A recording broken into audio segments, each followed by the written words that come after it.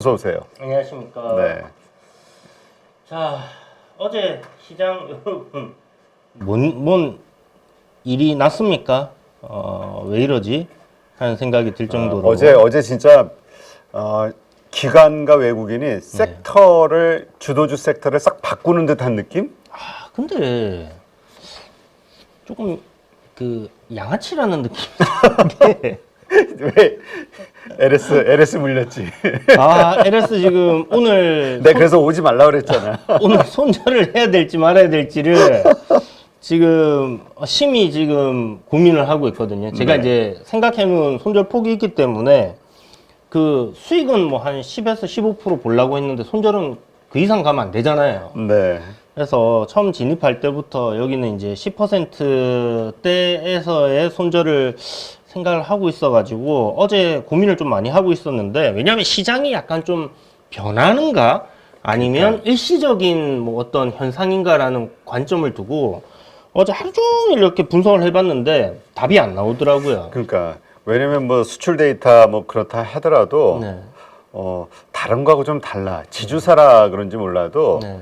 거래량이 실려버렸단 말이야. 그게 뭐 급락해서 거래량이 실리면 좀 안 좋잖아. 섹터가 이제 또 다 같이 빠지는 상황에서 이게 조금 버텨줬으면 좋았는데, 저점 이제 박스권도 일단 이탈이 나왔고, 그 다음에 이제 거래량도 말씀하신 것처럼 조금 실린 것도 그렇고, 근데 이렇게 생각할 수도 있을 것 같아요.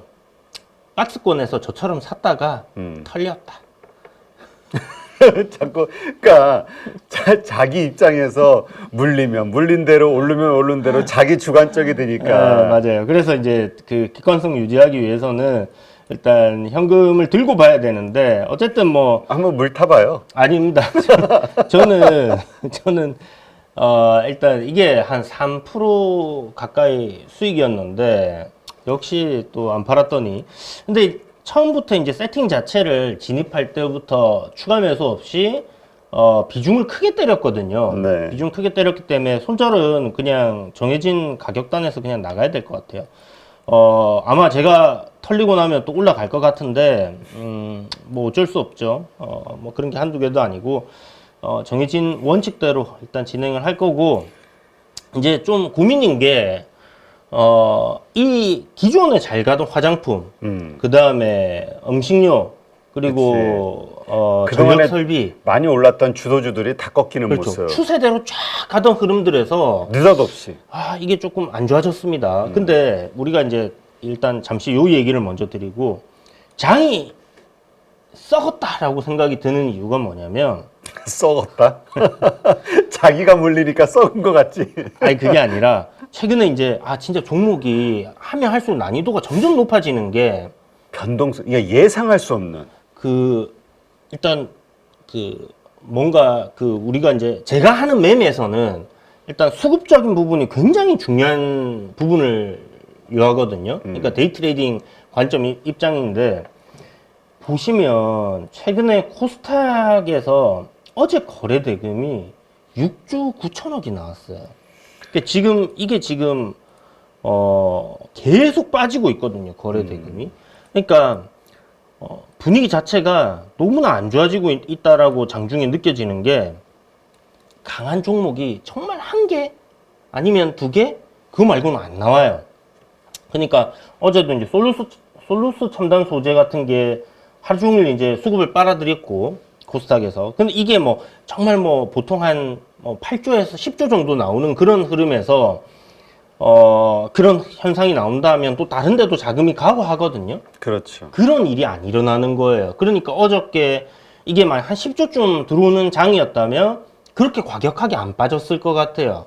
근데 던지는 물량에 비해서 매수자들이 너무 없는 거죠. 그러다 보니까 종목들이 좀 과격하게 밀리는 그런 현상들이 좀 나온 것 같고, 시장에 돈이 없다라는 생각이 너무 많이 계속 지금 한 2주째 드는 겁니다. 그러다 보니까 이게 난이도가 굉장히 어려워져요. 그러니까 무슨 말이냐면, 시세의 연속성이 있어야 돼요. 뭐 저항 자리를 돌파하면 뭐 한두 번 흔들다가도 시세를 쭉쭉쭉쭉 뽑아서 가는 그런 종목들이 하루에 그래도 뭐 한 3-4개 정도는 이렇게 있어줘야지 그날 뭐 매매하기가 좀 편하거든요.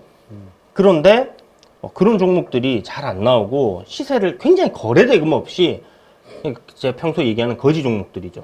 그런 것들이 삐쭉했다가 뭐 돌파 자리 가면 그냥 윗꼬리 쫙 달고 밀려버린다든지 그냥 오르면 지금 막 그냥 던지는 그런 그림들이 많이 나오는 겁니다. 그러다 보니까 좀 좋지 않은 그런 현상들이 좀 일어나는 게 아닌가라는 생각이 들고 그런 유동성 부족이 네. 가장 큰 문제야. 지금 갈수록 그게 더 심화되고 있는 것 같아요. 이러다가는 제 생각에 2019년으로 돌아갈 수도 있을 것 같다. 굉장히 걱정인데 사실 이 팬데믹 이후에 들어오신 분들은 잘 모르시겠지만 2020년도하고 2021년도는 뭐 그냥 이것저것 다 가는 장이었습니다. 모든 게 순환이 돌면서 다 올랐던 장이고 그런 장은 진짜 뭐 한 7년에 한 번, 10년에 한 번 잘 없어요.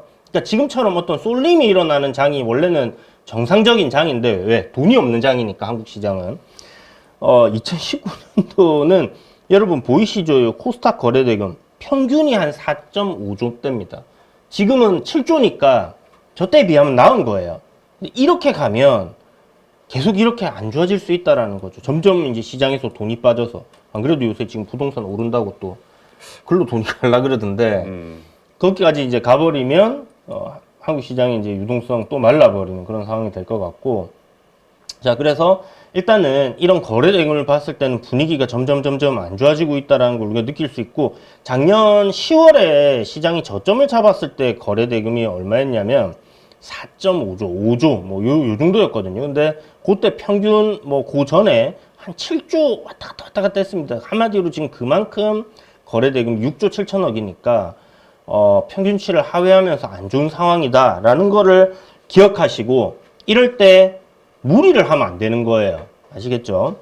그런 부분들을 딱 기억을 해 두시고 쏠림이 더 일어날 수 있습니다. 근데 문제는 뭐냐?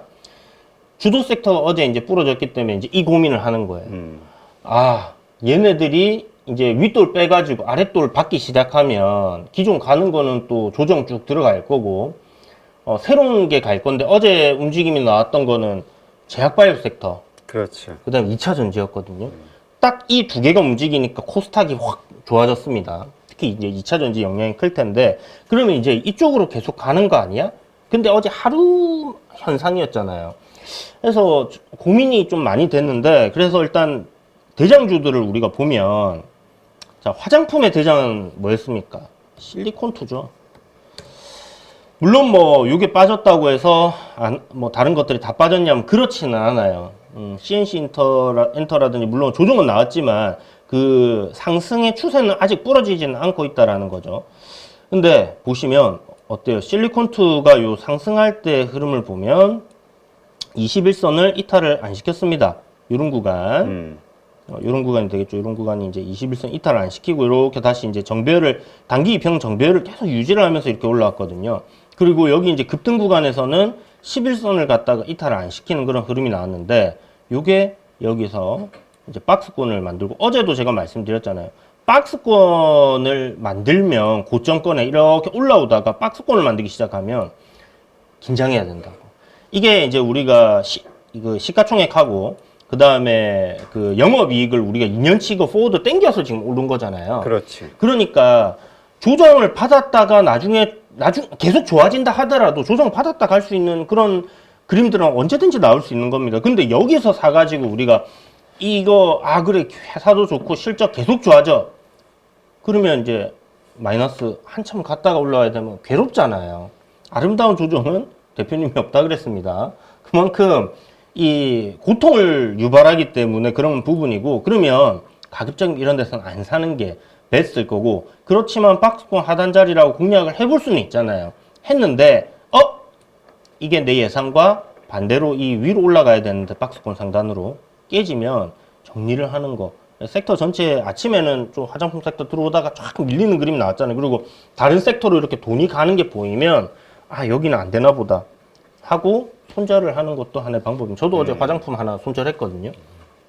그동안 잘 먹어왔는데 우상향을 해줬기 때문에. 그런데 이제 뭔가 이 이평선단에 단기 이평선들 5일선이 지금 11선 데드 크로스 시키고 조만간 이거 오늘 더 빠지면 뭐 반등이 이렇게 나올 수도 있겠지만 이거 여기서 21선까지 반등 나온다고 해서 얘가 이제 추세 다시 돌리느냐? 아닙니다. 죽을 때는 지지라인을 깨잖아요. 반등 줬다가 이렇게 죽어요. 그래서 이게 죽지 않으려면 이 저점을 지켜줘야 되는데, 그럼 여기는 굉장히 중요한 포인트가 되는, 그림이 되겠죠.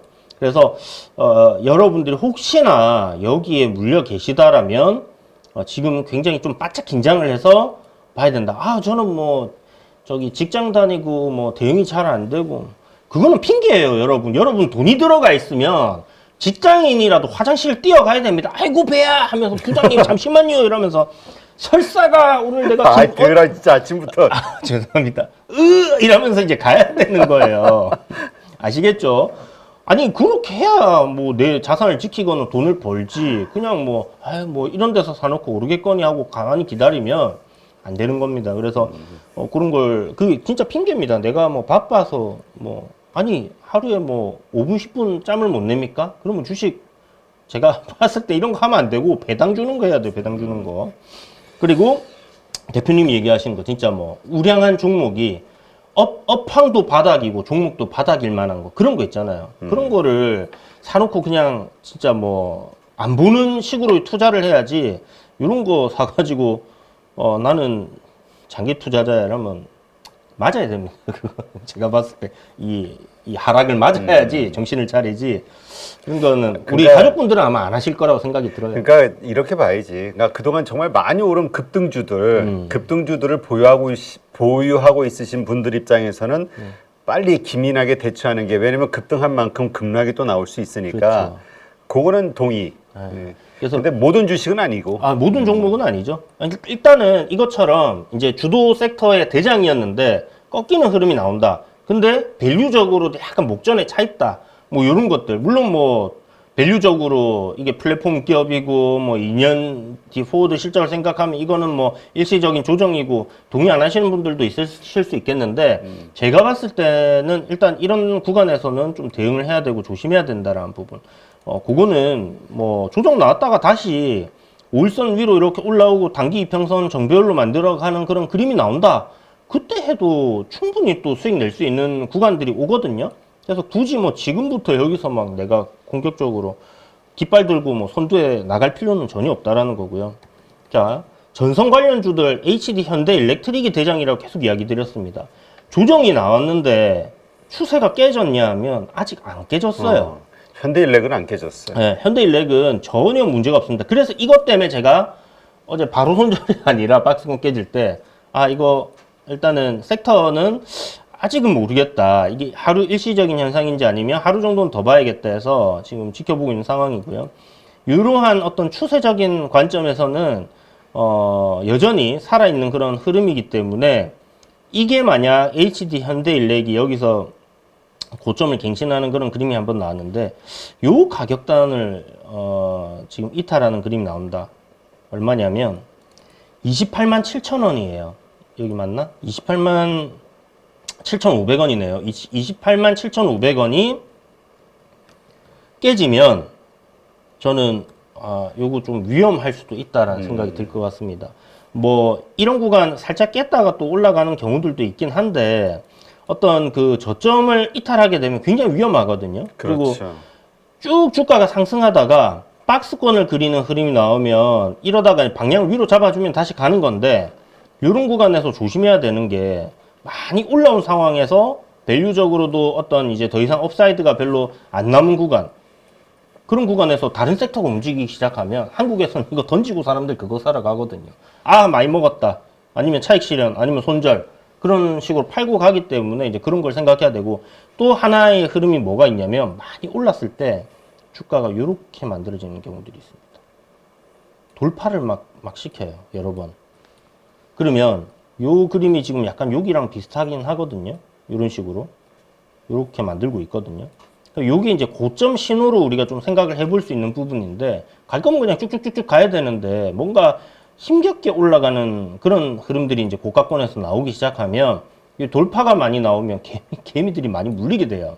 그래서, 그런 부분들을 좀 생각을 하고, 추세적으로는 아직 문제가 없기 때문에, 추세가 이탈한다라면 HD 현대일렉도 좀 조심해야 되지 않겠나. 라는 관점으로 여러분들에게 이런 부분들을 대장주들을 좀 보면서 생각하시고요. 삼양식품이 이걸 대장으로 봐야 될지 아니면 뭐 우양을 대장으로 봐야 될지. 삼양식품을 봐야지. 그쵸? 단위 자체가 다르니까. 자, 우양은 이제 뭐 김밥으로 이렇게 움직이기 시작했는데 우리가 이제 식품주는 K푸드의 수출이라는 것 때문에 김밥이 부각된 거잖아요. 그렇죠. 그러면 결국은 불닭볶음면입니다. 그래서 삼양식품이 보시는 것처럼 여기서 이제 상승을 이평선 요런 구간을 한번 보시면 자, 모든 이평선을 다 이제 돌파시키면서 머리 위에 요런 구간을 보면 머리 위에 더 이상 이평선 저항은 없어요. 앞에 이제 가격 저항은 있지만 자, 요런 구간 들어오고 나서부터 쭉 올라갈 때 정배열로 이제 들어서는 거죠. 정배열 들어서고 나서 21선을 단 한 번도 깨지 않았습니다. 3월부터. 그랬는데 여기 21선 깼네요. 증권사 목표주가 70만 원까지도 한번 왔었고, 그죠? 그러면 이것도 조금 조심을 해야 돼요. 제가 봤을 때 가격적으로는 58만 원이 이탈이 나오지 않는다면 이거는 뭐 요 상승의 추세가 깨진다라고 보기는 조금 어렵겠지만 그래도 지금 21선 이게 조금 더 빠르게 볼 수 있는 부분이기도 하거든요. 여기서 조금 더 밀리면 이제 5일선이 21선 데드가 나오는 겁니다. 그러면 나중에 더 올라갈지언정 이거 뭐 한 48만 원까지도 조정 열어놓고 봐야 되는 우리 이제 이 급등 상한가 나와갖고 요렇게 큰 거래 대금이 들어오면서 요날 돈이 들어왔잖아요. 요런 구간까지 50만 원대까지 밀릴 수 있는 거예요. 그래서 요런 부분들을 저 밑에서 평단이 아래인 분들은 장기 투자의 관점으로 나는 보고 있기 때문에 이런 거 괜찮아. 뭐 괜찮아요. 뭐 20만 원에 사고 10만 원대 샀으면 뭐 좀 아쉽긴 하지만 흔들릴 이유는 없잖아요. 근데 여기서 샀다면 여기서 우상향 흐름에 잔잔바리를 하러 들어갔다면 대응을 해야 되는 겁니다. 아, 이거 회사 좋기 때문에 내가 장기로 가져가니까 손절은 없다. 뭐 나중에 한번 봅시다. 삼양식품 어떻게 해야 돼요? 저희 뭐죠? 우리 장중현에서 또 물어보시면 혼납니다. 그러니까 이게 빨리 오늘 내일이 중요한 것 같아. 다시 21선 위로 네. 올라서야 되는데 네네. 못하면은 흘러내릴 가능성이 계속 있는 거지. 그렇죠. 이제 이게 저는 일단 방향은 꺾일 것 같다는 생각이 들거든요. 근데 HD 현대일렉은 아직 전력 설비 쪽은 그래도 뭐 보셨던 것처럼 추세가 이탈이 나오진 않았기 때문에 뭐 괜찮을 수도 있긴 한데 식품이랑 화장품은 조금 조심하면서 봐야 될 것 같다는 생각이 들어요. 물론 뭐 화장품 단에서도 어제 한국 화장품 제조같이 이렇게 시세를 신고가 만들면서 이런 데 돌파하면서 시세를 낸 것도 있는데 이것도 보면 신고가 이렇게 돌파해놓고 쫙 가져야 되는 게 윗골이 달린 이유가 섹터가 안 받쳐줘서 그렇거든요. 이거 차익 실현이 쫙 나와버리는 그런 그림이 나온 거고 오늘 만약 화장품들이 다 반등을 한다라면 얘도 또 윗골이 메우러 가는 그런 그림들이 나올 텐데 어쨌든 일단 대장주가 꺾였다는 건 우리가 확인을 하고 있는 부분이니까 이쪽 섹터에서는 조심하자. 어제 누가 그 얘기 물어보시더라고요. 뭐 뭐지? 포스코 DX하고 뭐 하여튼 2차 전지 두 종목이었나? 두 개를 팔아가지고 식품주를 사면 어떻겠냐? 삼양식품과 뭐 우양 중에 뭐가 그러니까 좀 이제 빠지니까. 절대 안 된다 그랬거든요. 그러니까 이게 올라가는 상승 추세에서 사야지 하락하는 추세에서 샀다가는 그러니까요. 더 많이 빠질 수 있는 가능성이 있는데. 그러니까 상승 초입에 첫 번째 파동이 나오고 조정 이후에 사는 거 그 조정이면 괜찮은데 지금 아까 식품주 봤잖아요. 이게 진짜 많이 오른 거예요, 여러분. 적게 오른 건 아닙니다. 물론 못 간다는 소리는 아니지만 그렇게 지금 덤벼들 타이밍은 아닌 것 같다. 약간 좀 그런 생각이 들었고요. 자, 지금 시장이 약간 변화가 일어나는 부분이 이렇게 보면 좋을 것 같아요. 이제 하반기 접어드니까 금리 인하에 대한 기대감이 확 들어온 것 같습니다. PC 지표도 이제 그냥 괜찮게 나왔고 하다 보니 금리 인하 9월 달에 될 거야 라는 기대감이 크게 작용을 한 것 같고 그거 우리나라에서 바로 반응이 나온 것 같은데 성장주라고 할 수 있겠죠. 뭐 제약바이오 2차 전지 그 다음에 보면 어저께 움직였던 게 반도체 안에서도 CXL, 유로모픽 뭐 완전히 어제 뭐 말씀드렸잖아요. 장 시작 전에 뭐 네오셈이라든지 이런 것들이 좀 움직일 수 있을 것 같다고. 근데 그런 게 완전 급등했거든요. 그렇죠. 그 기술은 아직 뭐 지금 HBM처럼 그게 나가고 있는 건 아니잖아요. 꿈과 희망을 먹는 테마잖아요. 근데 그런 것들이 확 움직였단 말이에요. 그러면 시장의 성격이 지금 실적주에서 성장주로 옮겨가는 거 아닌가라는 고민을 해야 되는 겁니다. 그래서 제가 어제 이게 이제 굉장히 큰 고민이었고, 물론 뭐 우상향 추세 만들어주는 거 하면 되긴 한데, 우상향 추세 지금까지 잘 만들어 오던 거를 이런 시점에 건드리게 됐을 때는 좀 안 좋은 결과가 나올 수 있겠죠. 그래서 최소한 어떤 그 시장의 변화가 일어나는 시점에서는 조금 몸을 사리고 시장의 흐름을 갖다가 명확하게 보이는 그 시점까지 기다리는 것도 하나의 방법이거든요. 그러니까 우리가 전력 설비 잘 가고 자동차, 음식료 우상향 쭉 계속 해주고, 그 다음에 또 뭡니까? 좀 전에 봤던 화장품 계속 우상향해주고. 그럼 그런 데서 계속 매매를 하면 되는데, 그런 게 지금 변화가 나오려고 한다. 그러면 눈치 봐야죠. 뭐, 무조건 내가 오늘 들어가서 오늘 또 계속 매매를 해야 되고, 그거는 뭐, 현금을 100% 비중 가지고 이제 장중 데이 트레이딩 하고 또 종가에는 무포로 가고, 이런 매매는 괜찮겠지만, 만약 여러분들이 그 종가 매수를 한다든지, 그러니까 이게 약간 단기 매매를 하는 입장이라면 이런 시점 좀 상당히 조심해야 되는 부분이다라는 걸 꼭 기억하시고요. 어제 재건 관련주도 다 좀 튀어 올랐거든요. 거래 대금이 들어가지는 않았는데 젤렌스키 대통령이 힘들다. 이제 뭐 종전에 대한 기대감. 네, 뭐 그런 얘기를 좀 했습니다. 그래서 올해 안에 뭐 이제 그 종전에 대한 어떤 방안을 뭐 마련하겠다라는 식으로 얘기를 했기 때문에 그 관련 종목들이 이제 확 한번 다 튀었는데 거래 대금은 딱히 지금 뭔가 들어오면서 시장을 주도하거나 이런 건 없었어요. 근데 관련주들 한 번 정도는 우리가 좀 체크해보고 보시면 좋을 것 같고요.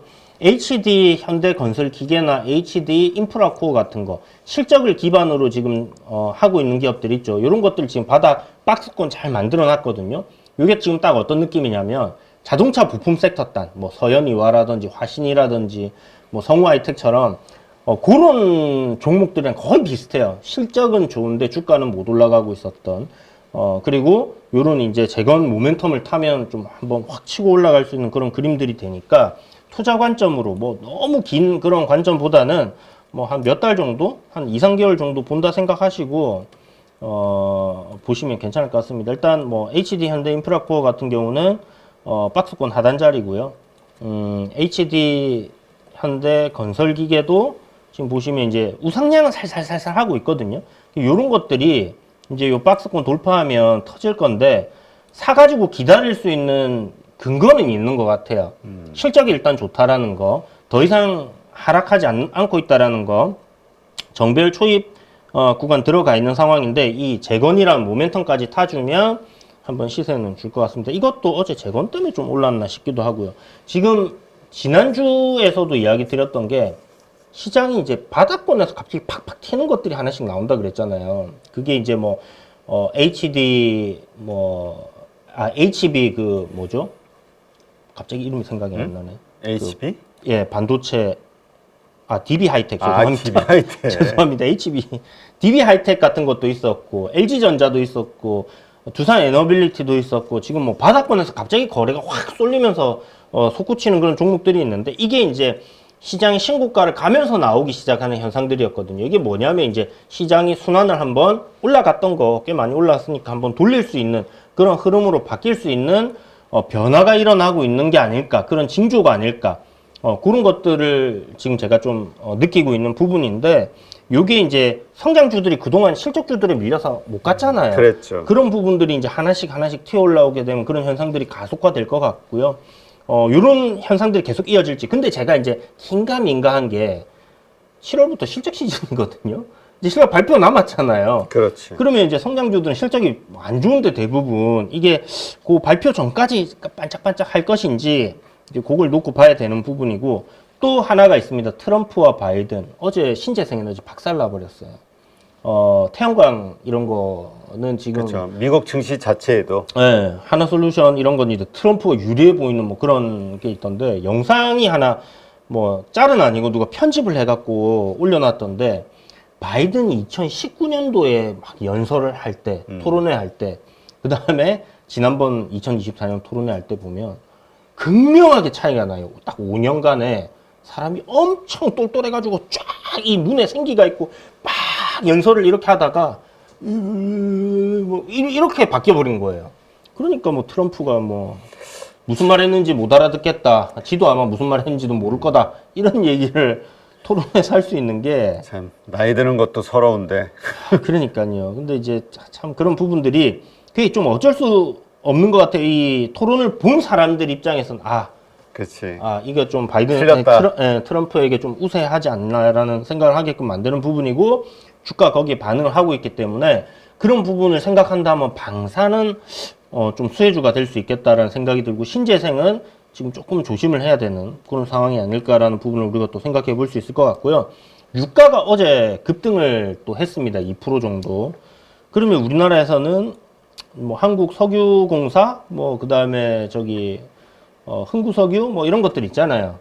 그 동해 가스 유전 관련된 종목들인데 요거 하나 봅시다. 이거 물리신 분들 있으시면 1번 한번 눌러보세요. 한국가스공사. 좀 많이 올라올 것 같다는 생각도 드는데 혼나야 됩니다. 그죠? 이게 제가 해야 됩니다 하다가 이거 뭐라고 했습니까? 여기서 단기 투자 주의 들어간다고 이렇게 되면 뭐 4일 정도 조정 나올 겁니다. 이 얘기를 미리 다 드렸잖아요. 지금 조정이 나왔는데 이러면서 대장주가 바뀔 수 있다 하면서 그 뭐 GS 글로벌이 갑자기 막 튀어 올라오고 막 그랬잖아요. 그러니까 이제 테마의 성격을 잘 알아야 되고 이 학생들도 그런 것 같아요. 한 30명 이렇게 놓고 가르쳐 보면 이야기하는 걸 있는 그대로 받아들여 갖고 잘 또 열심히 하시는 분들이 있는가 하면 막 그 자기만의 생각에 끼워 맞춰 갖고 또 이상하게 생각하시는 분들 많거든요. 그러니까 뭐 학교에서 뭐 1등 하거나 저기 꼴등 하거나 순위가 나뉘는 것도 뭐 그런 부분이긴 하겠지만 어쨌든 이게 지금 조정이 나왔는데 여기서 우리가 배울 게 있습니다.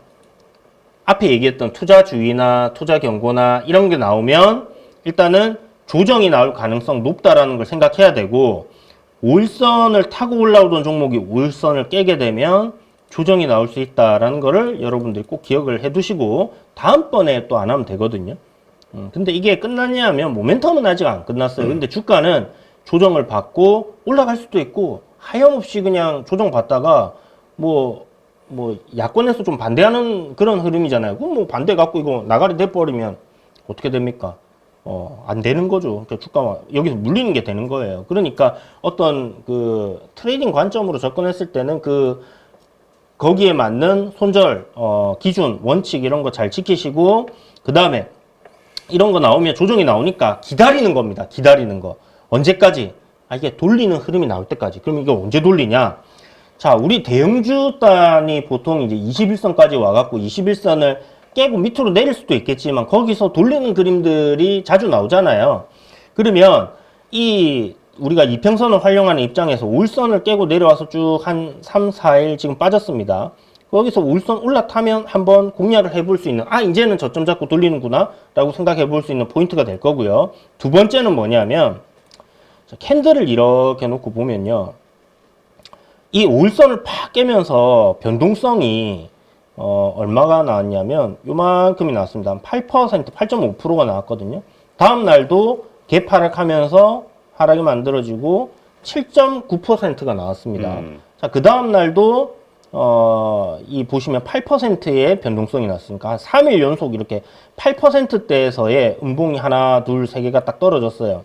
자, 그런데 그저께 딱 보게 되면 요게 윗꼬리도 좀 달고 5%대로 변동성이 확 줄어들었네요.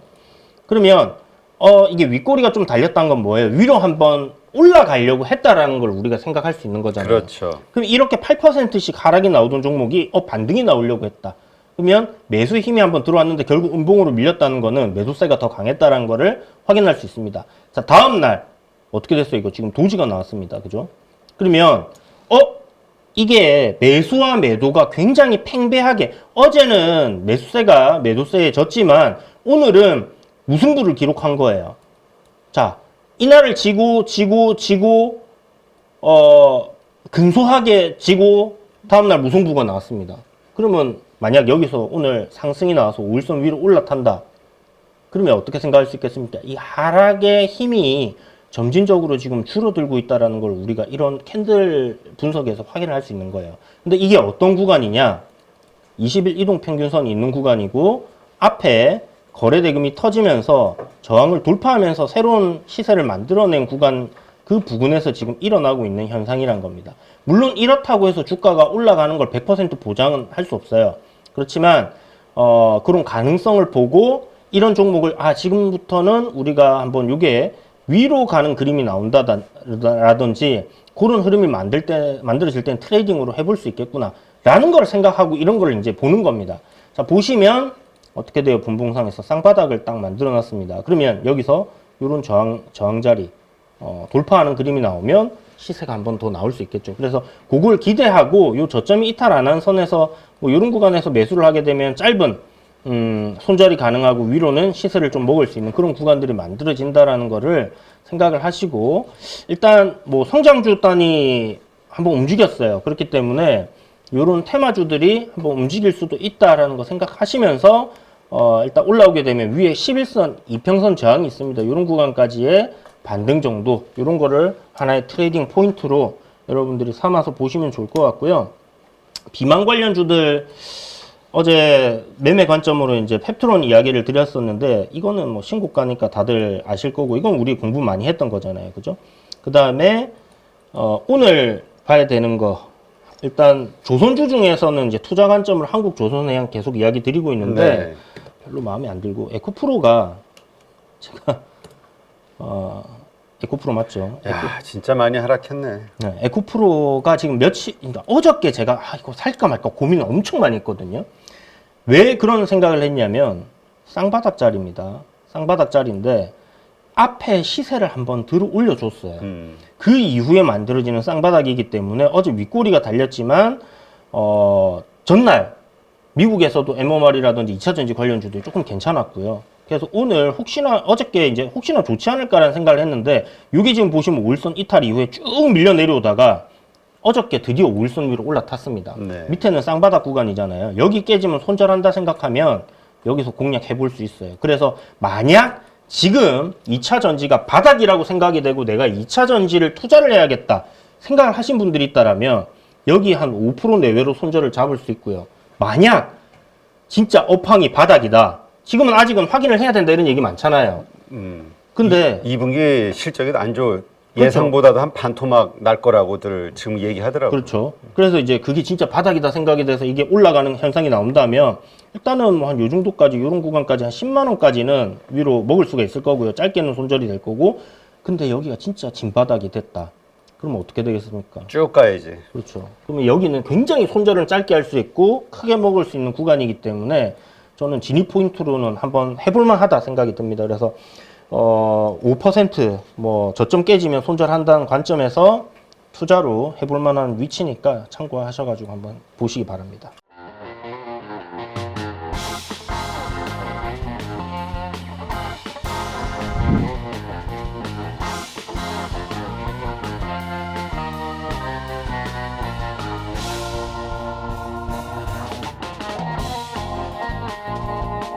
네, 여기저기서 많이 또 강의도 들어보시고, 그리고 또 기법이라고 하는 것도 많이 또 체크해보시고 적용시켜보셨을 것 같습니다. 그런데 결과가 좋으십니까? 이거는 저희 클래스만의 강점이 될 겁니다. 네, 섹터 분석을 왜 해야 되고, 그리고 어떤 섹터가 갔었을 때 이를 어떻게 초기에 접근하는지에 대한 여러 가지 방법들 생각을 많이 하게 되는데, 그에 따른 키포인트들을 알려드리고요. 김 대표는 이렇게 상업 분석한다, 그리고 또 거기서 종목을 찾는다 라고 하는 여러 가지 기법들, 그리고 그에 따른 효과들을 충분히 노리실 수 있게 하나하나 세부적으로 말씀을 드리고요. 관심 종목까지 같이 스터디를 하시면서 충분히 시장을 끌어가실 수 있도록 그렇게 말씀드리도록 하겠습니다. 네, 라이브를 충분히 활용하겠습니다. 거기서 나오는 질문들, 그리고 또 매매하시다가 요런 때 참 애매할 텐데 라고 하는 제가 겪었던 부분들 그대로 담고 또 문의가 들어오게 되면 충분히 안내를 드리겠습니다. 이거는 저희 클래스만의 강점이 될 겁니다.